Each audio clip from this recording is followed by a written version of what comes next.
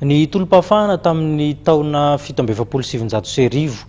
dia heverin'ny ankabeazan'ny malagasy ho tolom-pahafahana mbola hisy tohany satria dia maro no naneho hevitra momba ity raha ity tsy azo atao ambanin-javatra ny tolona nataon'ireo zokiray aman-dreny hoy ny ambetiteny ny ankamaroan'ireo olona sendra ny mpanao gazety namana teny an-dalam-beteny baratsika ty zary ty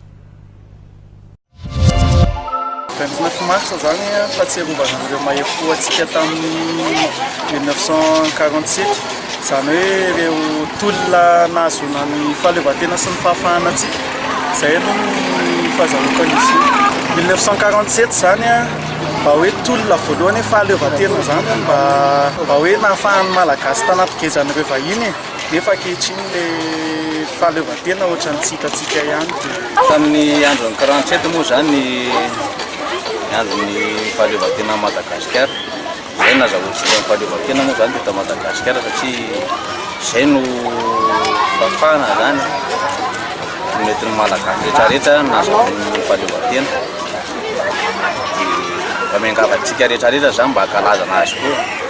satria izay no fahafahantsika teto Madagasikara zany dia mahakalaza ny 29 mars zany tsika amin'ny